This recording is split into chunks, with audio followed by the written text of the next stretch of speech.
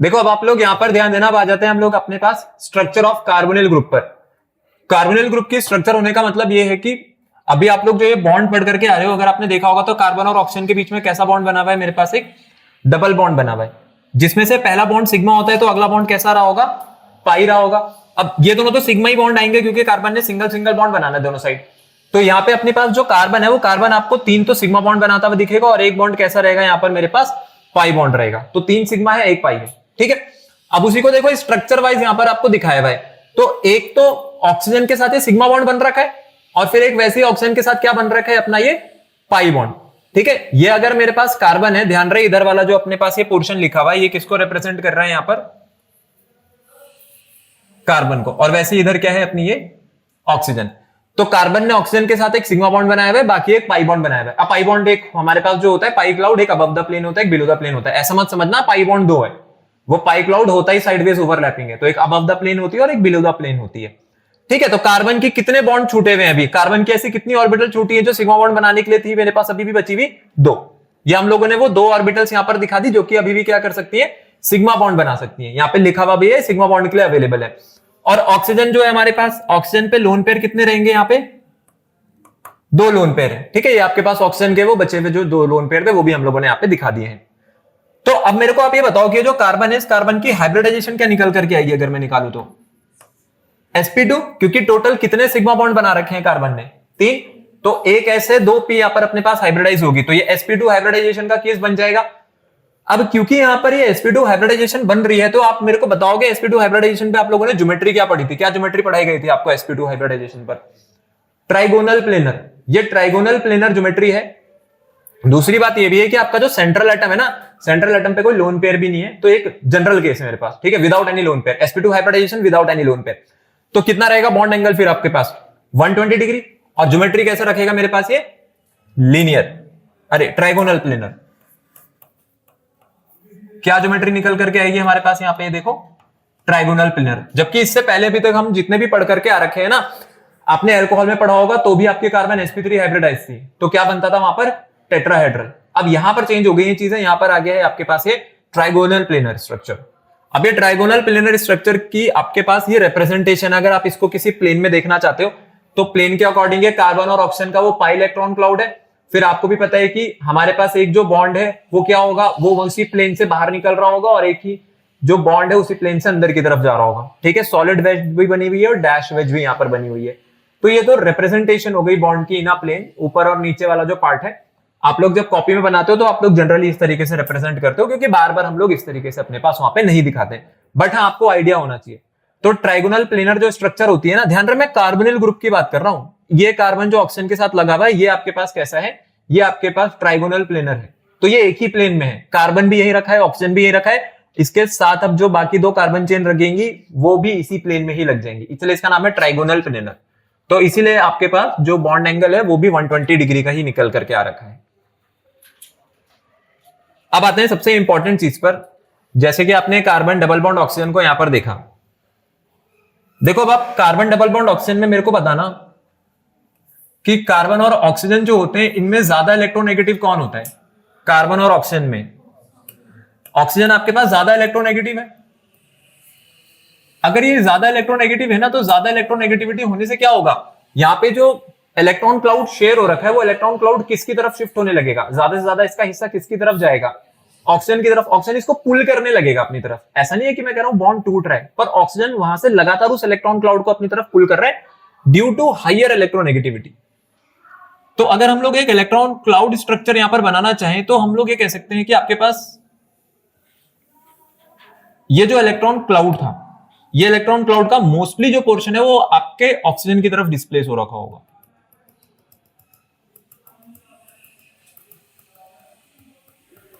तो ऑक्सीजन के अराउंड जो आपको इलेक्ट्रॉन डेंसिटी है वो काफी हाई देखने को मिलेगी, ठीक है। और कार्बन के अराउंड जो इलेक्ट्रॉन डेंसिटी है काफी कम रहेगी। तो due to higher electronegativity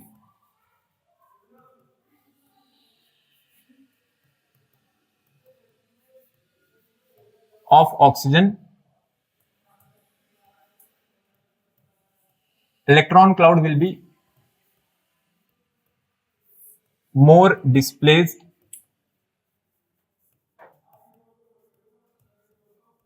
towards oxygen. ठीक है, तो हम लोग देखेंगे कि ज्यादा से ज्यादा अपने पास क्या हो रखा है, यहां पर ऑक्सीजन की तरफ डिस्प्लेस हो रखा है। तो यहां से जब स्ट्रक्चर बनाई जाएगी तो क्या मैं ऐसा कह सकता हूं कि पहला जब बॉन्ड टूटता है तो पहला बॉन्ड कौन सा टूटता है, पाई बॉन्ड पहले टूटता है, सिग्मा बॉन्ड पहले टूटता है?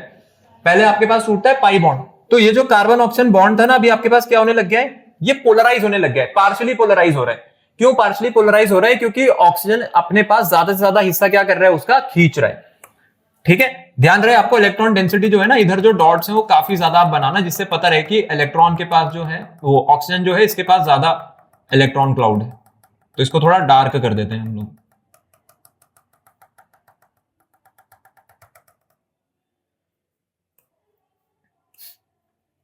तो ऑक्सीजन ने कैसा अक्वायर करा, डेल्टा नेगेटिव, और कार्बन कैसा चार्ज अक्वायर करेगा मेरे पास, डेल्टा पॉजिटिव। ठीक है, ये हो गया इसका पार्शियल आयनाइजेशन। तो पार्शियल आयनाइजेशन, तो इससे पता ही क्या हो रहा है, अब इससे अपने पास अगर पार्शियली आयनाइज ये बॉन्ड हो रहा है तो ये बॉन्ड अपने पास कैसा कैरेक्टर रख रहा है। अब आप ये नहीं कह सकते हो कि हाँ ये कंप्लीटली अपने पास एक डबल बॉन्ड रहा होगा। अब यहाँ पे भी वही चीज आ गई कि वो पार्शियल डबल बॉन्ड कैरेक्टर वाली टाइप आ गई, पार्शियली आयनाइज हो रखा है क्योंकि। तो इसीलिए इनका जो डाइपोल मूवमेंट भी है ना, डाइपोल मूवमेंट क्या होता है आपके पास, ज्यादा निकल करके आएगा। क्यों ज्यादा निकल करके आएगा डाइपोल मूवमेंट? क्योंकि देखो पोलैरिटी प्रोड्यूस हो रखी है यहाँ पे। अगर आप कार्बन ऑक्सीजन बॉन्ड को देखोगे जो कि अल्कोहल में था, वो सिंगल बॉन्ड होता था, सिग्मा बॉन्ड होता था, तो वहां पर पोलैरिटी प्रोड्यूस कराना इतना इजी नहीं होता है, क्योंकि सिग्मा बॉन्ड इजीली पोलराइज नहीं होते हैं, पर पाई बॉन्ड क्योंकि जल्दी ब्रेक होते हैं तो जल्दी पोलराइज होगा। तो due to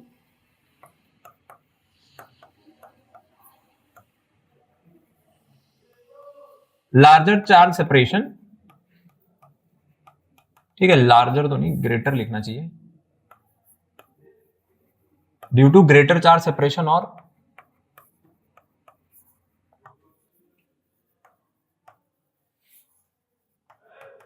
large electronegativity difference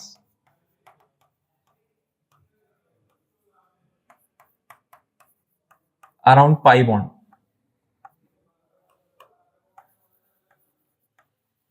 makes dipole moment in carbonyl compounds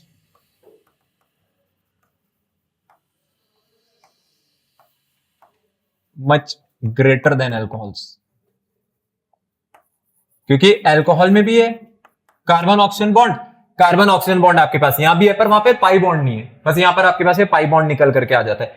ठीक है, तो आई बात समझ में, यहां पर जो डाइपोल मूवमेंट है वो ज्यादा क्यों निकल करके आएगी, क्योंकि जो आपके पास डाइपोल मूवमेंट है वो दो बातों पे डिपेंड करता है। देखो सबसे पहला तो किस पे डिपेंड करता था, मैग्नीट्यूड ऑफ चार्ज पे, कि आपका चार्ज का मैग्नीट्यूड कितना है। तो इलेक्ट्रोनेगेटिविटी डिफरेंस जितनी ज्यादा होगी उतना अच्छा चार्ज सेपरेशन होगा और मैग्नीट्यूड ऑफ चार्जेस उतने ज्यादा इंड्यूस होंगे। यहां पर वो केस बन रहा है। और दूसरी चीज जिस पे डिपेंड करता है वो होता है आपके पास डिस्टेंस बिटवीन द चार्जेस।